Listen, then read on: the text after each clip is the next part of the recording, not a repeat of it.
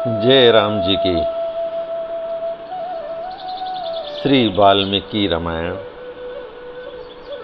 अयोध्या कांड 32वां सर्ग। सीता सहित श्री राम का वशिष्ठ पुत्र सुयज्ञ को बुलाकर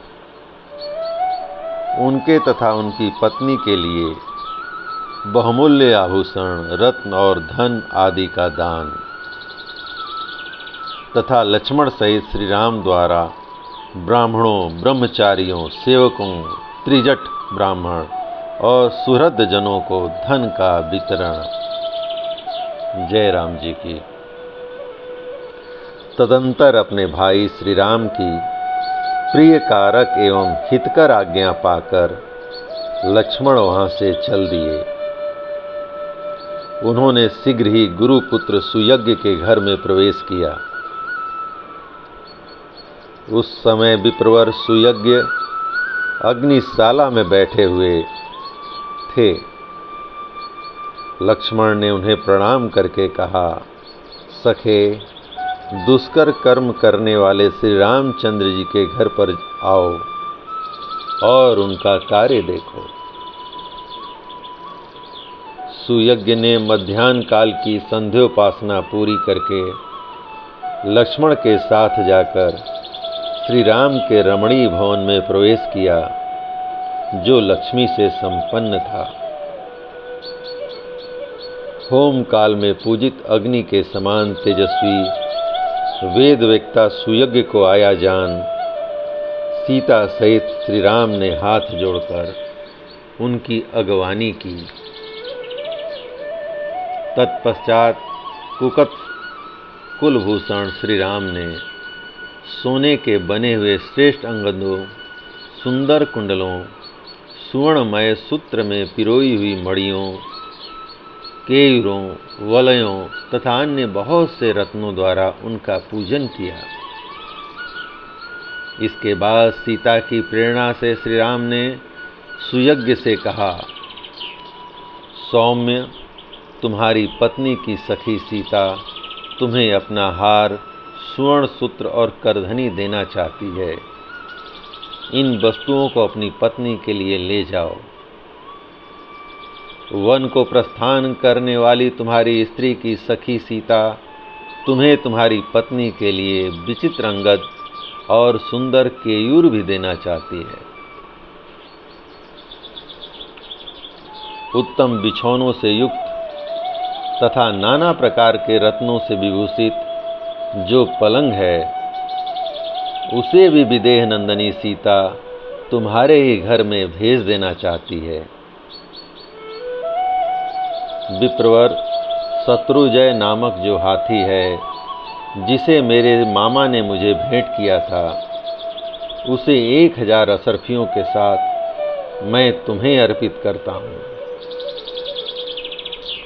श्री राम के ऐसा कहने पर सुयज्ञ ने वे सब वस्तुएं ग्रहण करके श्री राम, लक्ष्मण और सीता के लिए मंगलमय आशीर्वाद प्रदान किया। तदंतर श्री राम ने शांत भाव से खड़े हुए और प्रिय वचन बोलने वाले अपने प्रिय भाता सुमित्रा कुमार लक्ष्मण से उसी तरह निम्नांकित बात कही, जैसे ब्रह्मा देवराज इंद्र से कुछ कहते हैं।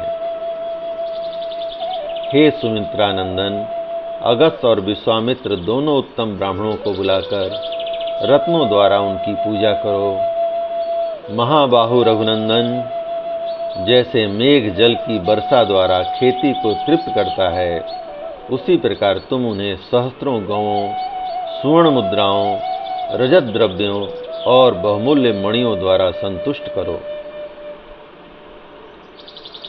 लक्ष्मण, यजुर्वेदी तैतरणी शाखा का अध्ययन करने वाले ब्राह्मणों के जो आचार्य और संपूर्ण वेदों के विद्वान हैं, साथ ही जिनमें दान प्राप्ति की योग्यता है तथा जो माता कौशल्या के प्रति भक्ति भाव रखकर प्रतिदिन उनके पास आकर उन्हें आशीर्वाद प्रदान करते हैं, उनको सवारी, दास दासी, रेशमी वस्त्र और जितने धन से वे ब्राह्मण देवता संतुष्ट हों, उतना धन खजाने से दिलवाओ।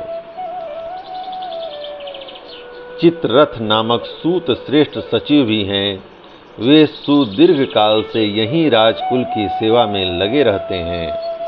उनको भी तुम बहुमूल्य रत्न, वस्त्र और धन देकर संतुष्ट करो। साथ ही उन्हें उत्तम श्रेणी के अज आदि सभी पशु और 1,000 गौएं अर्पित करके पूर्ण संतोष प्रदान करो। मुझसे संबंध रखने वाले जो कठ शाखा और कलाप शाखा के अध्येता बहुत से दंडधारी ब्रह्मचारी हैं, वे सदा स्वाध्याय में ही संलग्न रहने के कारण दूसरा कोई कार्य नहीं कर पाते। भिक्षा मांगने में वे आलसी हैं, परंतु स्वादिष्ट अन्न खाने की इच्छा रखते हैं। महान पुरुष भी उनका सम्मान करते हैं। उनके लिए रत्नों के बोझ से लदे हुए 80 ऊंट, अगहनी चावल का भार ढोने वाले 1,000 बैल तथा भद्रक नामक धान्य विशेष, चने मूंग आदि का भार लिए हुए 200 बैल और दिलवाओ। सुमित्रा कुमार, उपरोक्त वस्तुओं के सिवा उनके लिए दही, घी आदि व्यंजन के निमित्त 1,000 गौएं भी हकवा दो। माता कौशल्या के पास मेखलाधारी ब्रह्मचारियों का बहुत बड़ा समुदाय आया है। उनमें से प्रत्येक को 1,000 1,000 स्वर्ण मुद्राएं दिलवा दो। लक्ष्मण, उन समस्त ब्रह्मचारी ब्राह्मणों को मेरे द्वारा दिलाई हुई दक्षिणा देखकर जिस प्रकार मेरी माता कौशल्या आनंदित हो उठें, उसी प्रकार तुम उन सब की सब प्रकार से पूजा करो। जय राम जी की। इस प्रकार आज्ञा प्राप्त होने पर पुरुष सिंह लक्ष्मण ने स्वयं ही कुबेर की भांति श्री राम के कथनानुसार उन श्रेष्ठ ब्राह्मणों को धन का दान दिया। इसके बाद वहां खड़े हुए अपने आश्रित सेवकों को, जिनका गला आंसुओं से रूंधा हुआ था, बुलाकर श्री राम ने उनमें से एक एक को 14 वर्षों तक जीविका चलाने योग्य बहुत सा द्रव्य प्रदान किया और उन सब से कहा, जब तक मैं वन से लौट कर न आऊं, तब तक तुम लोग लक्ष्मण के और मेरे इस घर को कभी सूना न करना, छोड़कर अन्यत्र न जाना। वे सब सेवक श्री राम के वनगमन से बहुत दुखी थे। उनसे उपरोक्त बात कहकर श्री राम ने अपने खजांची से कहा, खजाने में मेरा जितना धन है वह सब ले आओ। यह सुनकर सभी सेवक उनका धन ढो ढो कर ले आने लगे। वहां उस धन की बहुत बड़ी राशि एकत्र हुई दिखाई देने लगी, जो देखने ही योग्य थी। तब लक्ष्मण सहित पुरुष सिंह श्री राम ने बालक और बूढ़े ब्राह्मणों तथा दीन दुखियों को वह सारा धन बंटवा दिया। उन दिनों वहां अयोध्या के आसपास वन में त्रिजट नाम वाले एक गर्ग गोत्री ब्राह्मण रहते थे। उनके पास जीविका का कोई साधन नहीं था, इसलिए उपवास आदि के कारण उनके शरीर का रंग पीला पड़ गया था। वे सदा फाल, कुदाल और हल लिए वन में फल मूल की तलाश में घुमा करते थे। वे स्वयं तो बूढ़े हो चले थे, परंतु उनकी पत्नी अभी तरुणी थी। उसने छोटे बच्चों को लेकर ब्राह्मण देवता से यह बात कही, प्राणनाथ, स्त्रियों के लिए पति ही देवता है, अतः मुझे आपको आदेश देने का कोई अधिकार नहीं है। तथापि मैं आपकी भक्त हूँ, इसलिए विनय पूर्वक यह अनुरोध करती हूँ, आप यह फाल और कुदाल फेंक कर मेरा कहना कीजिए और धर्मज्ञ श्री रामचंद्र जी से मिलिए। यदि आप ऐसा करें तो वहां अवश्य कुछ पा जाएंगे। पत्नी की बात सुनकर ब्राह्मण एक फटी धोती, जिससे मुश्किल से शरीर ढक पाता था, पहनकर उस मार्ग पर चल दिए जहां श्री रामचंद्र जी का महल था। भृग और अंगिरा के समान तेजस्वी त्रिजट जन समुदाय के बीच होकर श्री राम भवन की 5वीं ड्योढ़ी तक चले गए, परंतु उनके लिए किसी ने रोक टोक नहीं किया।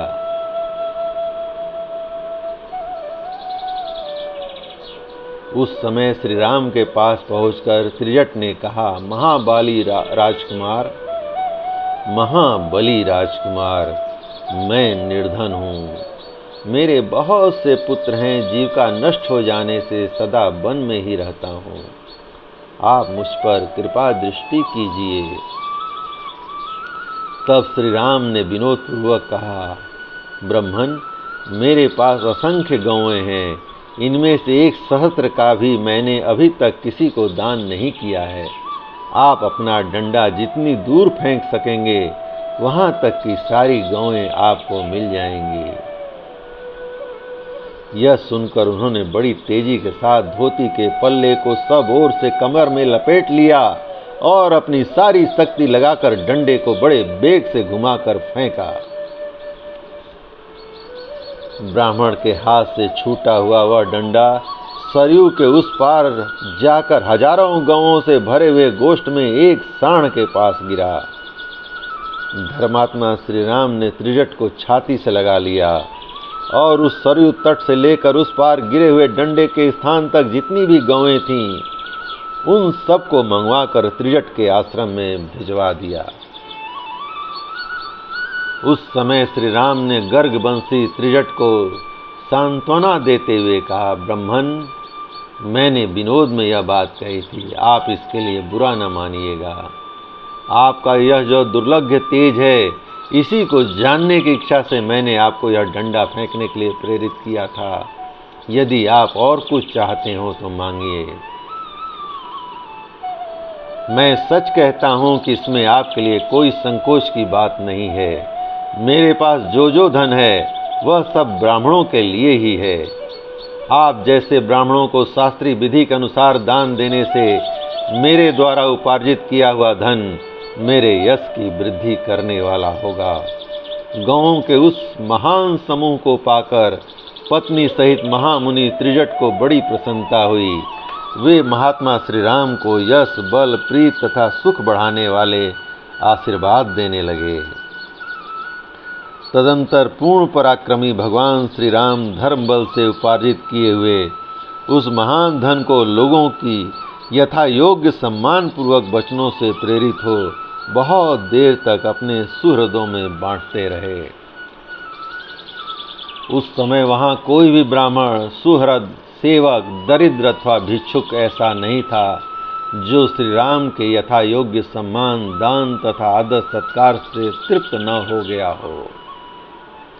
जय राम जी की। इस प्रकार श्री वाल्मीकि निर्मित आर्ष रामायण आदि काव्य का अयोध्या कांड का 32वां सर्ग प्रभु श्री राम की कृपा से पूर्ण हुआ। जय राम जी की, जय राम जी की, जय श्री